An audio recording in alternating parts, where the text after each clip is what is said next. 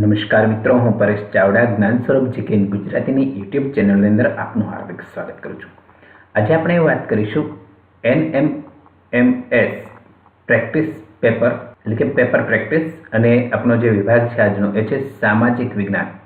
સામાજિક વિજ્ઞાનના એવા 300 પ્રશ્નો કે જે આપને NMMSની પરીક્ષાની અંદર ખૂબ જ અગત્યના સાબિત થશે અને આપણે સારું રેન્કિંગ છે એ અપાવશે. તો આ 300 પ્રશ્નોના જે 10 વિડીયો છે એ વિડીયોની શ્રેણી છે આજે આપણે શરૂ કરી રહ્યા છીએ. અને એ 300 પ્રશ્ન અંતર્ગત પહેલો ભાગ છે એ આજે આપની સમક્ષ રજૂ કરીએ. તો કરીએ મિત્રો શરૂઆત. ભારત આવવાનો જળમાર્ગ શોધવાનું બીડ કોણે ઝડપ્યું હતું? તો અહીંયા 4 વિકલ્પ છે. વાસ્કો દ ગામા છે, કોલંબસ છે, સર ટોમસ રો છે અને કેપ્ટન હોકિન્સ છે. તો અહીંયા કોલંબસ છે એ ભારત આવવાના જળમાર્ગ શોધવાનું બીડું છે એ ઝડપનાર વ્યક્તિ ગણાવી શકાય. ત્યાર પછી ઈસવીસન 1765માં મિર્જાફરના અવસાન બાદ બંગાળનો નવાબ કોણ બન્યું હતું?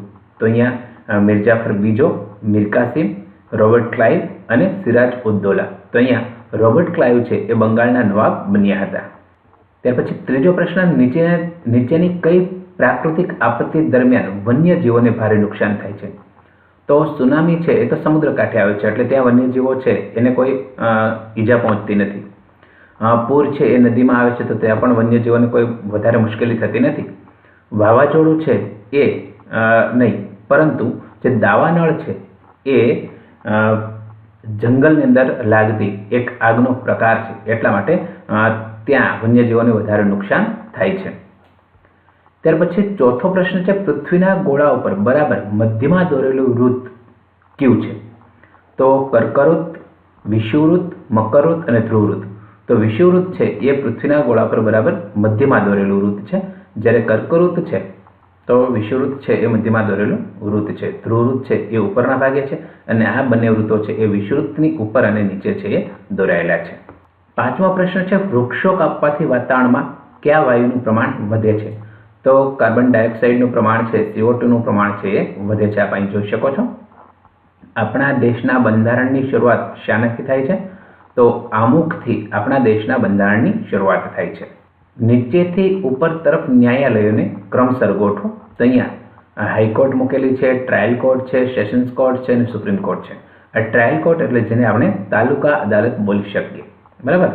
તો અહીંયા જે ટ્રાયલ કોર્ટ એટલે કે તાલુકા અદાલત, ત્યાર પછી સેશન્સ કોર્ટ એટલે જિલ્લા અદાલત, હાઈકોર્ટ એટલે રાજ્ય એટલે કે જે રાજ્યની અંદર કામ કરતી અદાલત, અને સુપ્રીમ કોર્ટ એટલે કેન્દ્ર કક્ષાએ કામ કરતી અદાલત. તો આમ આપણે એને સ્ટેપ વાઇઝ ગોઠવી શકીએ છીએ. ત્યાર પછી અને બીજી વાત કે ટ્રાયલ કોર્ટ છે તાલુકા કક્ષાએ હોય, સેશન્સ કોર્ટ એ જિલ્લા કક્ષાએ, હાઈકોર્ટ છે ગુજરાતની જે આપણે અમદાવાદ ખાતે છે અને સુપ્રીમ કોર્ટ ભારતની દિલ્હી ખાતે છે. કયા મુઘલ બાદશાહને મહેલોનો બાંધનાર બાદશાહ કહેવાય છે? તો એમાં અકબર, જહાંગીર, શાહજહાં અને ઔરંગઝેબ વિકલ્પ છે. તો આપણે શાહજહાં છે એને મહેલોના બાંધનાર રાજા તરીકે અથવા શાસક તરીકે ઓળખીશું. નવમો પ્રશ્ન, ગુજરાતના અભયારણ્યો રાષ્ટ્રીય ઉદ્યાનના સંદર્ભમાં એક જોડકું ખોટું છે તે આપણે બતાવવાનું છે. તો અહીંયા 4 વિકલ્પ મૂકેલા છે કે ભાઈ ગીર રાષ્ટ્રીય ઉદ્યાન અમરેલી જિલ્લો, તો આ પહેલું જ ખોટું છે. વાંસદા રાષ્ટ્રીય ઉદ્યાન વલસાડ જિલ્લો એ પણ સાચું છે. દરિયા રાષ્ટ્રીય ઉદ્યાન જામનગર જિલ્લો સાચું છે.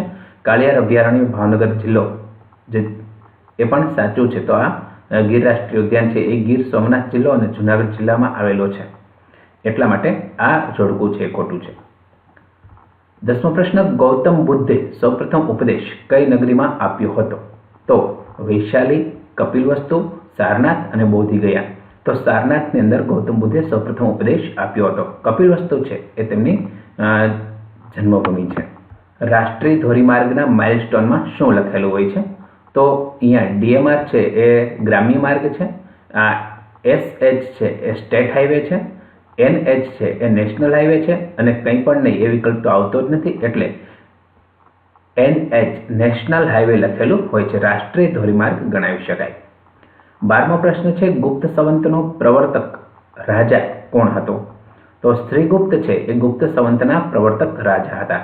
13મો પ્રશ્ન, પ્રાચીન હિંદના ઇતિહાસમાં છેલ્લો હિન્દુ સમ્રાટ કોણ હતો?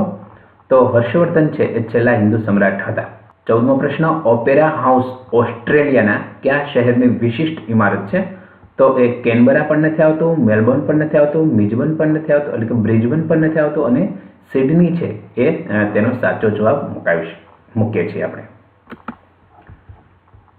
ઈસવીસન 1772માં એન્ટાર્કટિકા ખંડમાં પ્રવેશનાર સૌ પ્રથમ સાહસિક વ્યક્તિ કોણ?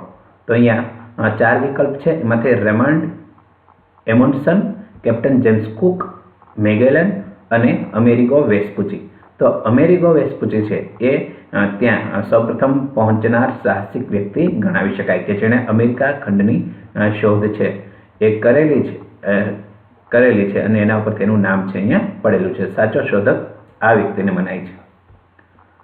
સતલુજ નદી પરના ભાખડા નાગલ ડેમ પરથી રચાયેલ સરોવરનું નામ શું છે? તો ગોવિંદ સાગર સરોવર છે એ ત્યાં રચાયું છે.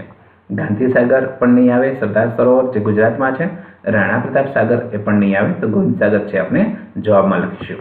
17મો પ્રશ્ન આપણો છે, સિંધુ ખીણની સંસ્કૃતિના સંદર્ભમાં કયું એક જોડકું ખોટું છે?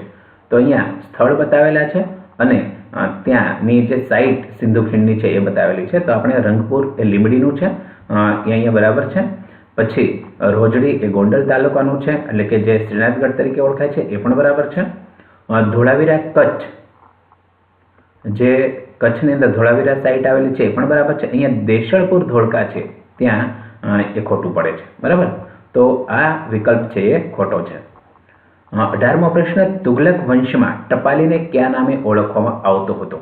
તો અશ્વારો અથવા હલકારો અથવા ડાકિયા અથવા ગુપ્તચર. તો હલકારો શબ્દ છે એ ટપાલી માટે પ્રયોજવામાં આવતો હતો. 19મો પ્રશ્ન, ગુજરાતના દરિયા કિનારાની લંબાઈ કેટલી છે? તો એ 1600 કિલોમીટર છે. બાકીના 3 વિકલ્પ છે અહીંયા ખોટા આપેલા છે. ગુજરાતના શિલ્પ સ્થાપત્ય અને સ્થળ માટે કયું જોડકું સાચું નથી? તો સૂર્ય મંદિર મોઢેરા એ સાચું છે. ત્યાર પછી રુદ્ર મહાલય પાટણ એ પણ સાચું છે. ત્યાર પછી જગત મંદિર દ્વારકા એ પણ સાચું છે. કીર્તિ મંદિર જે વડનગરની, પણ આમ જોઈએ તો કીર્તિ મંદિર છે મહાત્મા ગાંધીનું જન્મસ્થળ છે અને જે પોરબંદર ખાતે આવેલું છે. એટલે અહીંયા વડનગર વાળો જે વિકલ્પ છે એ શર્મિષ્ઠા તળાવ હોત તો વાત જુદી છે, પણ અહીંયા વડનગર છે અને કીર્તિ મંદિર છે, એટલા માટે આ વિકલ્પ છે આપણો ખોટો છે. 21મો પ્રશ્ન, 2011ની વસ્તી ગણતરી મુજબ ભારતમાં દર 1000 પુરુષોએ સ્ત્રીઓનું પ્રમાણ કેટલું છે? તો 1040, 740, 840 કે 940? તો 940 વાળો વિકલ્પ છે એ આપણા માટે બરાબર છે. 22મો પ્રશ્ન, સંઘ યાદીના વિષય પર કાયદા કોણ ઘડે છે? તો સંસદ છે એ સંઘ યાદીના વિષય પર કાયદા ઘડે છે. બાકી રાજ્યપાલ હોય, રાષ્ટ્રપતિ હોય, સર્વોચ્ચ અદાલત એ કાયદા ઘડતી નથી. રાજ્યપાલ છે રાજ્યોનું સંચાલન કરે છે, એના ઉપર તેનો વહીવટ છે એ થાય છે. રાષ્ટ્રપતિ છે એ સમગ્ર કેન્દ્રનો એટલે કે રાષ્ટ્રનો વહીવટ કરે છે અને સર્વોચ્ચ અદાલત છે એ ન્યાય આપવાની પ્રક્રિયા સાથે જોડાયેલું અતિ મહત્વનું એક સંસ્થાન છે, એ આપણે જાણો છો. 23મો પ્રશ્ન, દેશી રાજ્યો માટે મીઠા ઝેર સમાન કઈ યોજના હતી?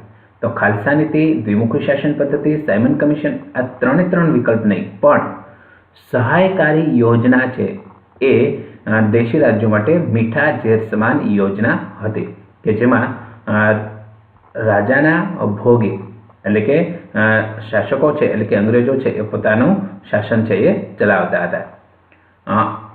ત્યાર પછી 24મો પ્રશ્ન, ભૂસ્ખલનના કારણે કઈ રેલવે વારંવાર ખોરવાઈ જાય છે? તો કોંકણ રેલવે છે એ વારંવાર ખોરવાઈ જાય છે. 25મો પ્રશ્ન, અંગ્રેજી કેળવણીએ ગુલામીની કેળવણી છે એમ કોણે કહ્યું? તો અંગ્રેજી કેળવણી એ ગુલામીની કેળવણી છે એવું મહાત્મા ગાંધીએ કહ્યું હતું. 26મો, સંસદની બેઠક બોલાવવાની અને સત્ર સમાપ્તિની જાહેરાત કરવાની સત્તા કોની પાસે હોય છે? તો રાષ્ટ્રપતિ શ્રી પાસે આ સંસદને બોલાવવાની અને સત્ર સમાપ્તિ કરવાની સત્તા હોય છે. 27મો પ્રશ્ન, ઈસવીસન 1857માં ભારતના લશ્કરમાં કઈ રાઇફલ દાખલ કરવામાં આવેલી? તો એનફિલ્ડ રાઇફલ છે એ દાખલ કરવામાં આવેલી. 28મો પ્રશ્ન, રંગીન નકશાઓમાં મેદાન દર્શાવવા કયો રંગ વપરાય છે? તો પીળો રંગ છે એ મેદાન દર્શાવવા વપરાય છે. બાકીના લાલ, કાળો કે જાંબલી છે એ વિકલ્પ યોગ્ય નથી. 29મો પ્રશ્ન, રાત્રિના 12 વાગ્યે પણ સૂર્ય જોવા મળતો દેશ કયો છે? તો નોર્વે છે, એમાં રાત્રિના 12 વાગ્યે પણ સૂર્ય છે આપણને જોવા મળી શકે. 30મો પ્રશ્ન, ઈસવીસન 1857ના સ્વાતંત્ર્ય સંગ્રામનું પ્રતીક શું રાખવામાં આવ્યું હતું? તો રોટી અને કપડાં એ પણ નહીં, દાંતરડું અને થોડી એ પણ નહીં, ચક્ર અને કમળ એ પણ નહીં, અને રોટી અને કમળ એ નિશાન છે રાખવામાં આવ્યું હતું. તો મિત્રો, કેવો લાગ્યો આપને આ NMMS સ્પેશિયલ વિડીયો? જો આપને આ વિડીયો ગમ્યો હોય તો પ્લીઝ તેને લાઇક કરો, શેર કરો, અને અમારી ચેનલમાં જો આપ નવા હોય તો અમારી ચેનલને સબસ્ક્રાઇબ કરવાનું ભૂલશો નહીં. આ વિડીયો જોવા બદલ આપનો ખૂબ ખૂબ આભાર.